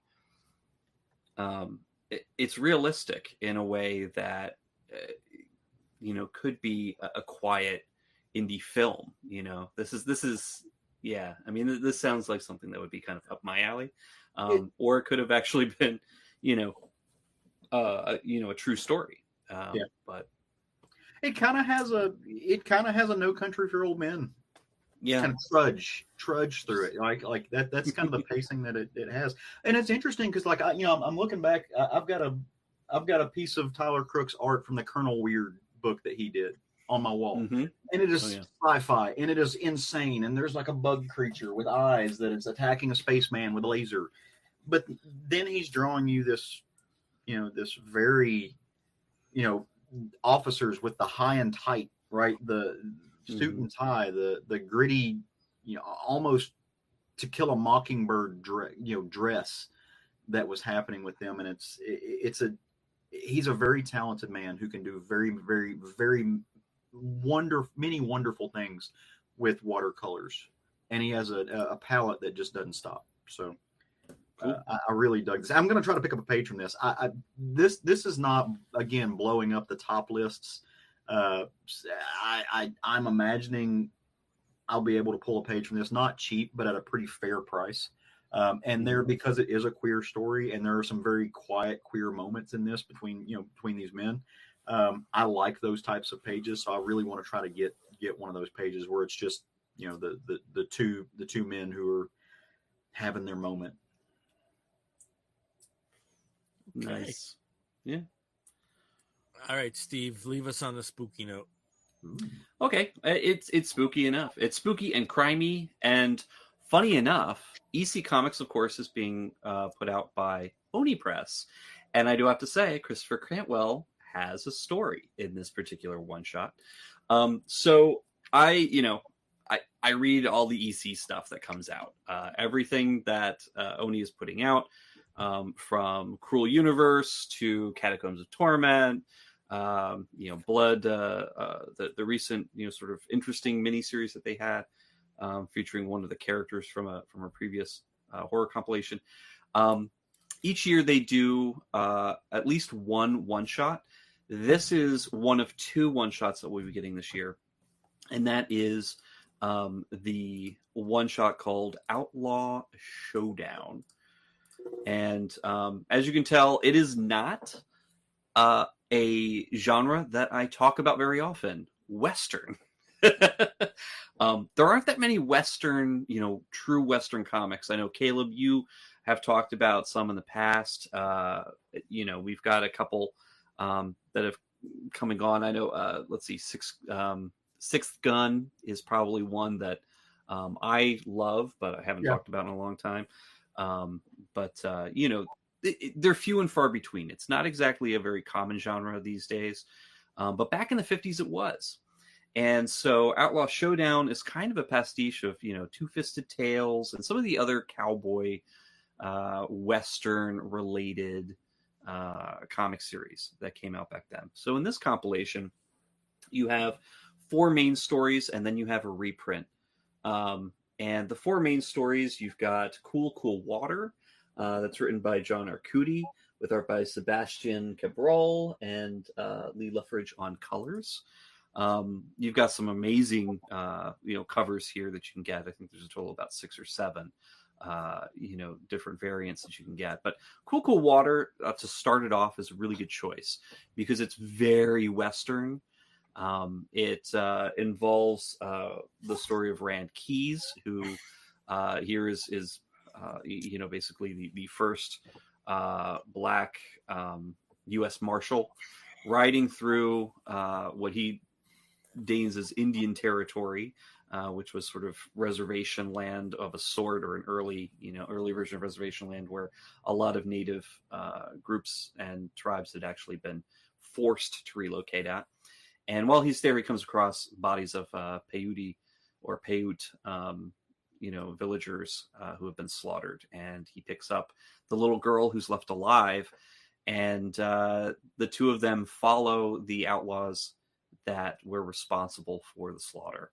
And, it's a pretty standard tale of 2 people, kind of thrown together in extreme circumstances. They're out in the desert. They're going down towards Mexico, so there's no water. Everything's really, really bleak. But so are the bandits. The bandits themselves, those outlaws, are also experiencing the same difficulty with the hot, burning sun and the freezing cold nights. And this is where it takes a turn for the supernatural. And I won't spoil that story because, again, I want you guys to pick this up because this is wonderful. And it's definitely, even if you're not into Westerns, you're going to be into these. There's another story that's called The Cure. And this one's actually written by Ann Nocenti with art by David Lapham and or Lapham. David Lapham. There we go. I keep pronouncing it Lapham, but it's Lapham, who we talked about in the last episode. And also Nick Filardi on colors. And this one is kind of a tale of a snake oil salesman who's trying to pull one over on a small western frontier town. And his sort of sidekick here, or captive, you're never really too sure exactly how they got thrown together. They come to town, they start selling all their snake oil, which is mostly just laudanum and other crap thrown into a liquid. While they're there, there's a two Chinese immigrants who run a general store, and they know this type of guy. They know he's just bad news, and they slyly work with his native sidekick to give him a lesson that he won't forget. Again, very cool.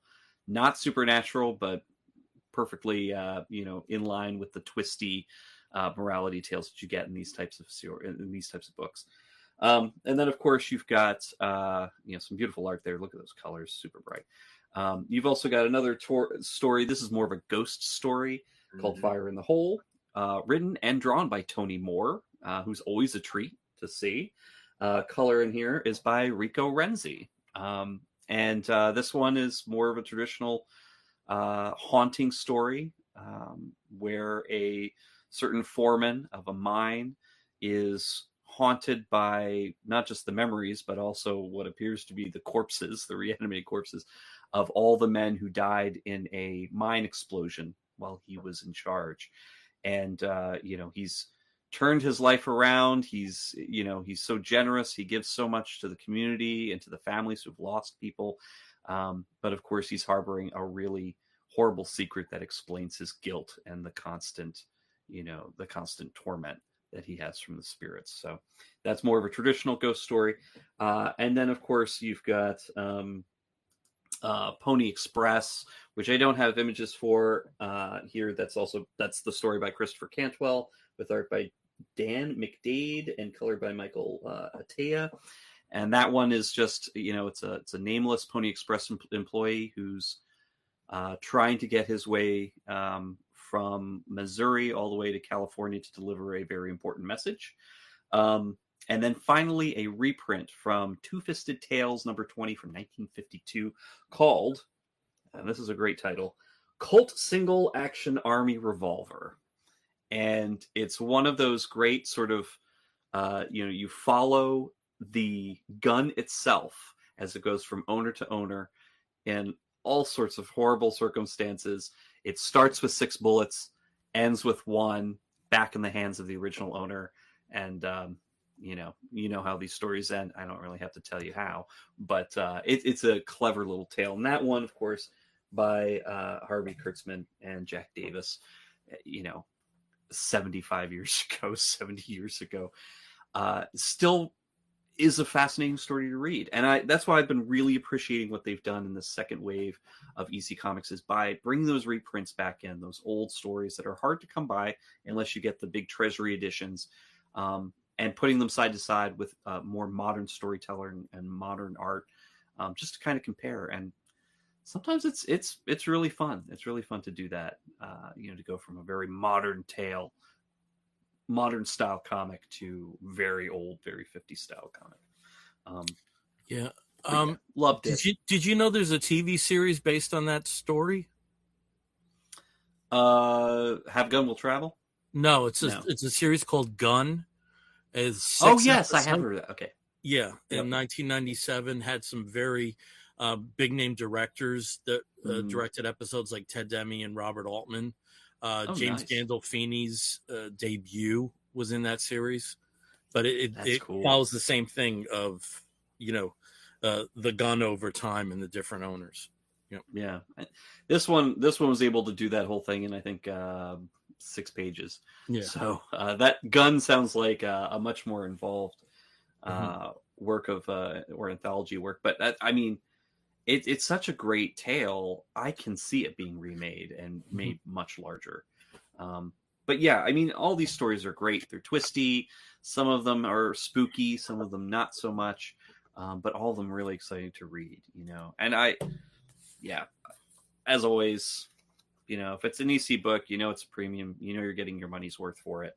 I'm just really happy that they're doing this. They are doing a Christmas special coming up. It's another suspense stories filled with winter tales of discontent and horror. So I'm looking forward to that next month, just in time for Christmas. All right. Well, we're going to start heading towards the end of our show. And when we start this journey, our first stop towards the end is when we show off our Geek Gets, stuff that's genre related that we've gotten in the last 14 days or so that we want to point out. And Steve, who sometimes doesn't have them, has one this week. So, well, this one comes by way of my husband. He has been in Colorado working for the CU Boulder Opera, and the opera that they were doing this year, this season, was Dead Man Walking. And he was honored and had the pleasure of getting to listen to Sister Helen Prejean herself, who came to see the show, because it is based on her book. And turns out that they have a graphic novel version of the original book available. It's Dead Man Walking. The art here is by Catherine Anyango Grunewald, who I wasn't too familiar with. She's a Swedish artist. And her work is kind of like, sketchy ink with a lot of watercolor. It's fascinating and extremely dynamic, very, intriguing. The way that she draws figures, sometimes in shadow, sometimes not clearly, and sometimes in stark relief. And especially for a tale that's about the death penalty and, people who are navigating that reality and, the activism that went into trying to end it.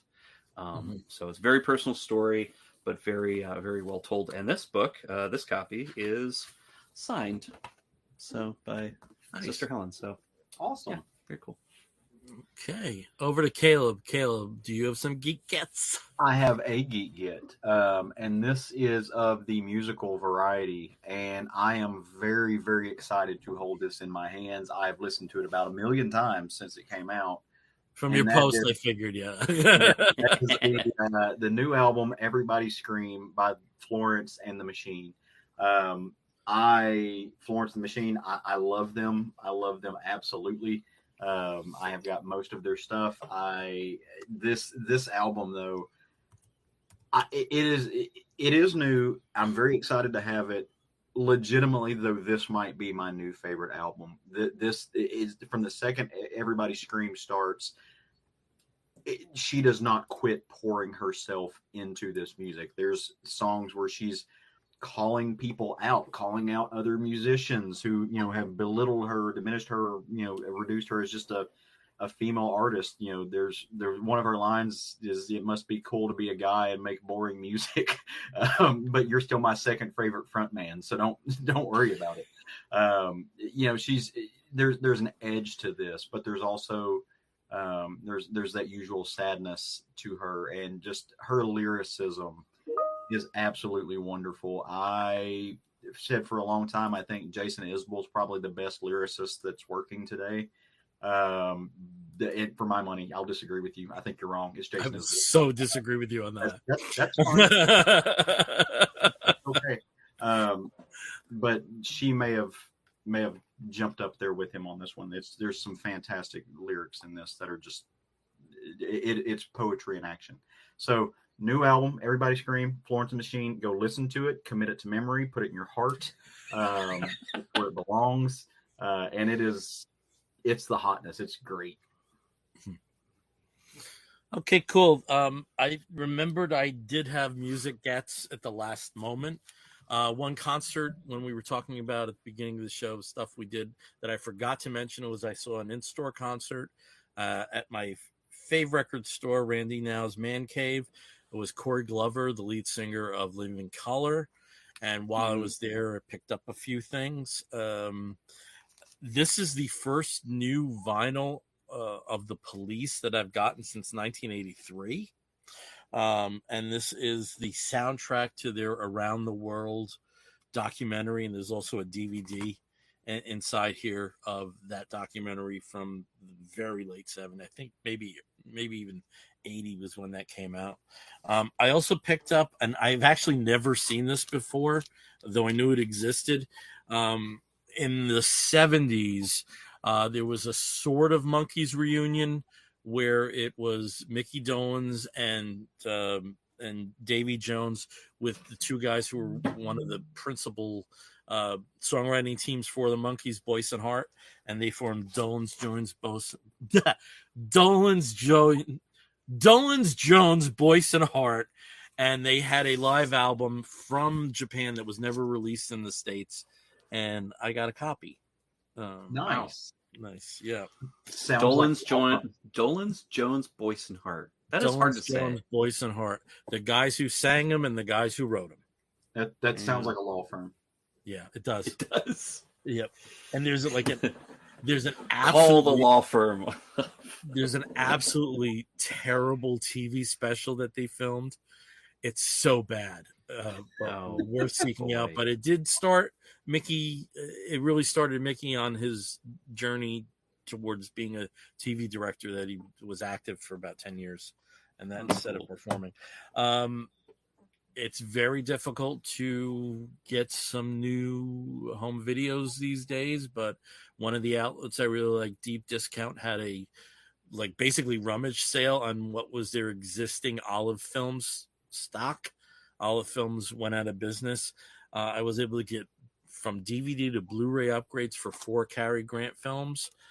So I got The Pride and the Passion, which is La Bamba, and Indiscreet, which isn't. There's a charm to this.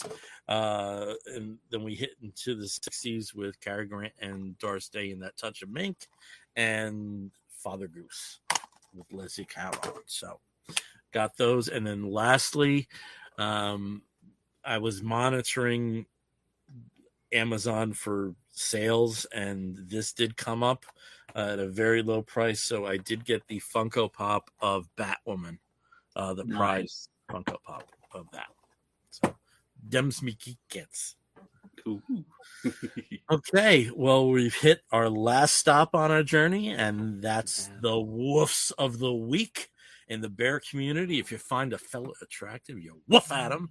And we do something very similar here, where we woof at something which is, likely comic book or comic book related, but it also may be a TV program or a film or a charitable initiative, anything under the sun that we think you, fair listener or viewer, may be interested in sampling.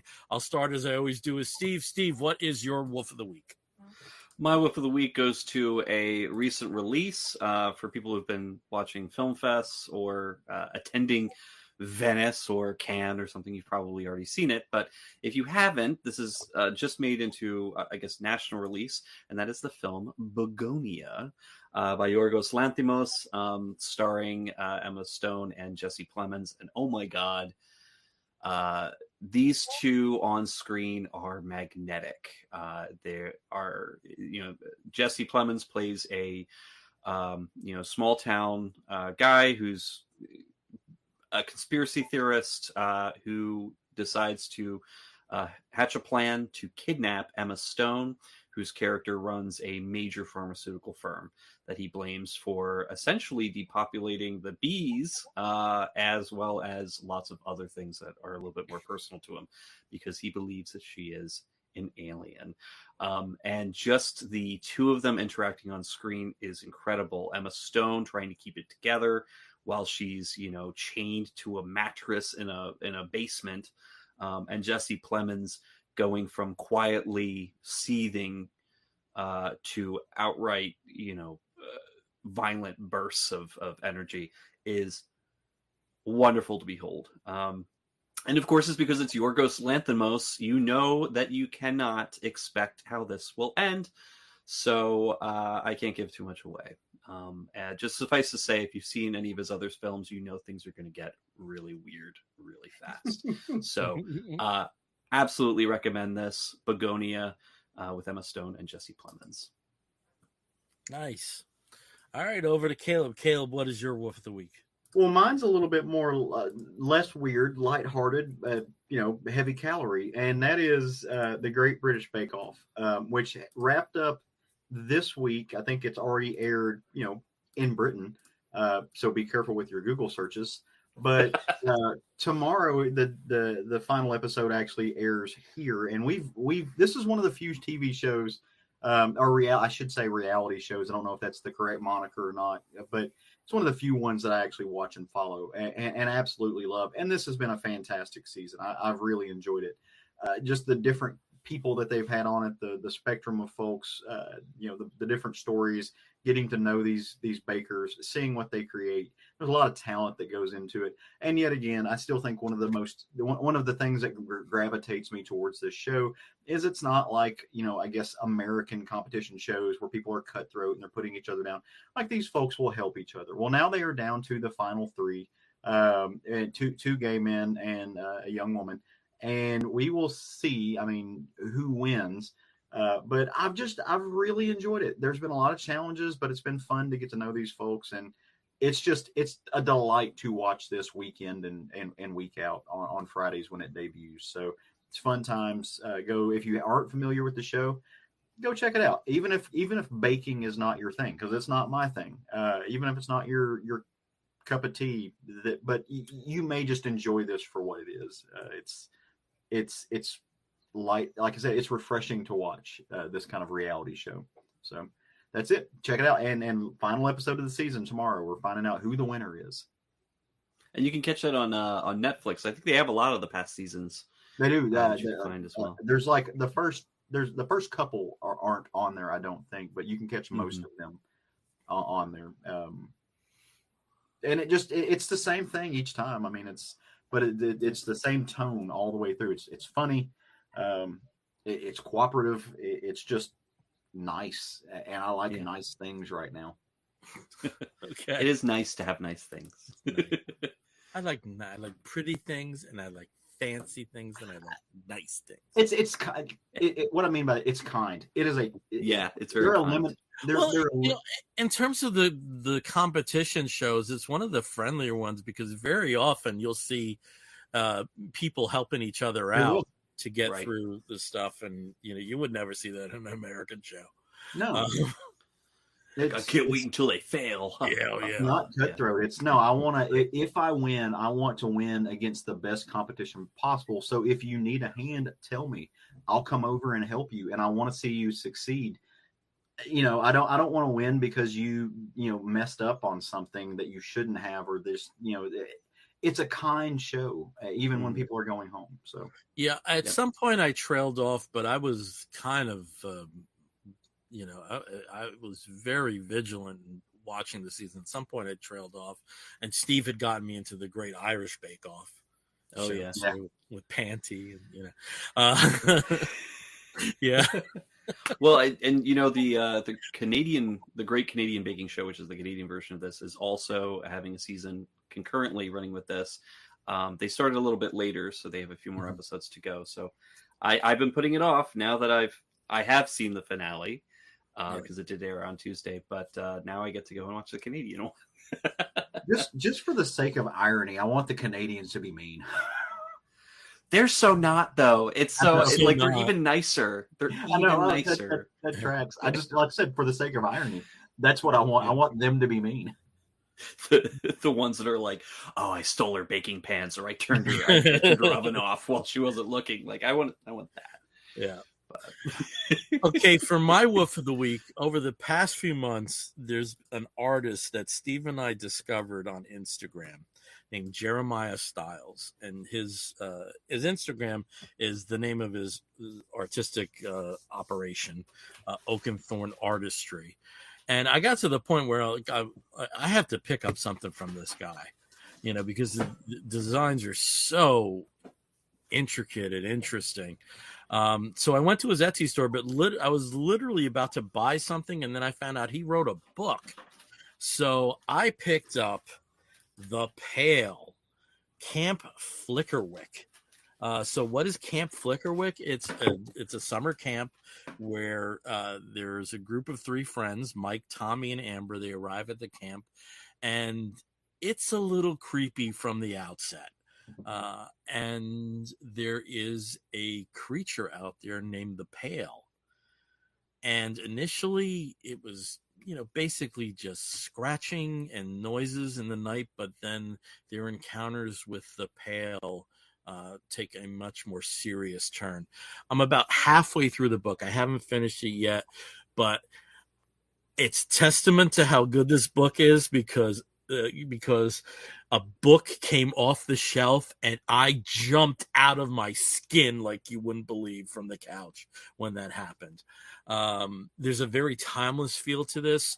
For at least the first 4 chapters, there's really no anchor you have in terms of what time period this happened in. I was looking for references to, cell phones or something like that. There is a reference later to a Polaroid camera. So even that gives it a very wide range of time where this actually could fall. But in terms of, your classic summer camp situation where scary stories are told around a fire, turns out some of them are true. And I really enjoyed this. I can't wait to finish it. He is a natural storyteller, just as he is a natural artist. And again, please go to his site and see his stuff. It's really incredible stuff. And there he is. And there's Oakenthorn Artistry's logo. And very happy I ordered this book. Yeah, and then there's him, and from the Oakenthorn, I believe it's at Oakenthorn Artistry, right? And there is an Etsy store that you can access it through. But he does show a lot of videos of his process, which is kind of cool to get to see. He's done a few like larger installations and works a lot with wood and some other media, which is pretty neat. So. Yep. Yeah, definitely. Out of Ohio, and a very deep baritone voice, which is really cool. And he also has a goose. And there's that a goose. Gives him some trouble there at his property. So it's fun. Yeah, definitely check him out. And this book was so worth the purchase. Especially because I didn't really have a lot of bandwidth to celebrate Spooky Month, and to at least get this, on the outskirts of it. Perfect. Yeah. And like I said, there was an action in the book.